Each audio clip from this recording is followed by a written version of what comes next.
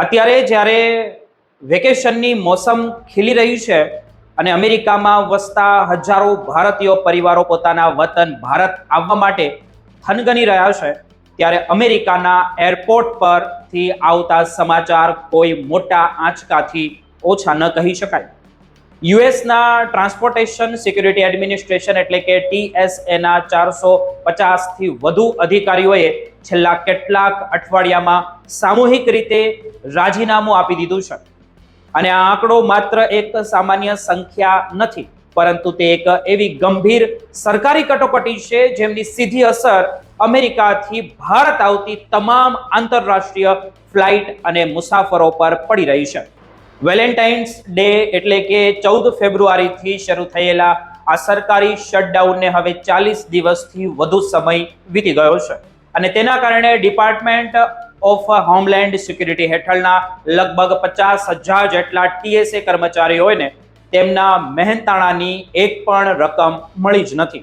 આ કર્મચારીઓને કાયદા મુજબ એસેન્શિયલ વર્કર્સ એટલે કે અત્યંત જરૂરી કર્મચારીઓ ગણવામાં આવે છે, તેથી તેઓએ મજબૂરીમાં પણ એરપોર્ટ પર ડ્યુટી પર હાજર રહેવું પડે છે, પરંતુ તેમના બેંક ખાતાના જે પગારના નામે શૂન્ય પડ્યા છે. આ ભયાનક આર્થિક તંગીના કારણે અનેક અધિકારીઓએ હવે જીવ જોખમમાં મૂકીને કામ કરવાને બદલે નોકરી છોડવાનો જ કઠોર નિર્ણય લઈ લીધો છે, જેમનાથી અમેરિકાની આખી સુરક્ષા વ્યવસ્થા પર અત્યંત મોટો ખતરો મંડરાઈ રહ્યો છે. TSAના જે અધિકારીઓના રાજીનામાનો આંકડો હવે 480ની આસપાસ પણ પહોંચી ગયો હોય તેવું સામે આવ્યું છે અને નવાઈની વાત તો એ છે કે આ આંકડો દરરોજ વધી રહ્યો છે. વોશિંગ્ટનમાં કોંગ્રેસમાં અપાયેલી એક તાજેતરની જે બ્રીફિંગમાં TSAના કર્મચારી વડાએ સ્પષ્ટ શબ્દોમાં ચેતવણી આપી કે આ સ્થિતિ રાષ્ટ્રીય સુરક્ષા માટે અત્યંત જોખમી છે, કારણ કે એરપોર્ટ પર સુરક્ષા તપાસની પ્રક્રિયા સાવ ધીમી પડી ગઈ છે. ન્યુયોર્કના જે FK વિમાન મથક, લોસ એન્જલસ અને શિકાગોના જે ઓહેર જેવા વ્યસ્ત એરપોર્ટ જ્યાં ભારત માટે સીધી ફ્લાઇટ ઉપડે છે, ત્યાં અત્યારે મુસાફરોએ 4 થી 5 કલાક સુધી લાંબી કતારમાં ઊભા રહેવું પડે છે અને સ્પ્રિંગ બ્રેક અને ઉનાળુ વેકેશનની સિઝન બરાબર જામી રહી છે.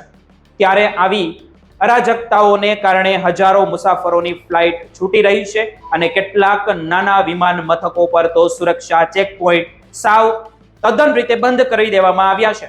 મુસાફરોની હાલાકી એટલી વધી ગઈ છે કે તેઓ સોશિયલ મીડિયા પર લાંબી લાઈનોના ફોટા શેર કરીને પોતાનો રોષ ઠાલવી રહ્યા છે. મિત્રો, આ આખા સરકારી શટડાઉનનું મૂળ કારણ વોશિંગ્ટનની રાજનીતિ અને કોંગ્રેસમાં ચાલી રહેલી બજેટ ફંડિંગની લાઈન છે. ખાસ કરીને ઇમિગ્રેશન અને IC એટલે કે ઇમિગ્રેશન એન્ડ કસ્ટમ એન્ફોર્સમેન્ટના બજેટ પર નેતાઓ વચ્ચે ગજગ્રાહ ચાલી રહ્યો છે.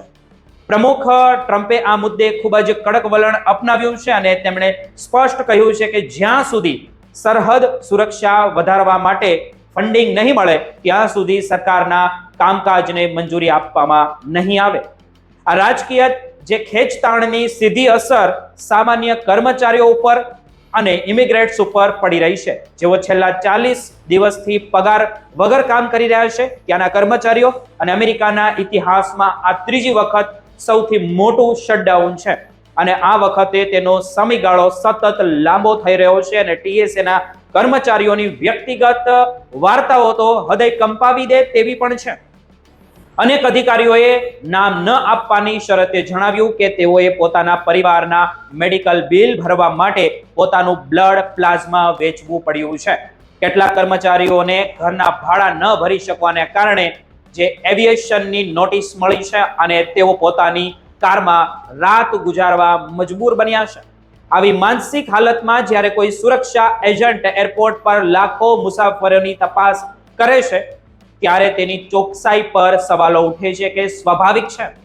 TSA યુનિયનના જણાવ્યા મુજબ બીમારીનું બહાનું કાઢીને ગેરહાજર રહેનારા કર્મચારીઓની સંખ્યા હવે 40%ને પાર કરી ગઈ છે, જે સામાન્ય રીતે માત્ર 4% હોય છે.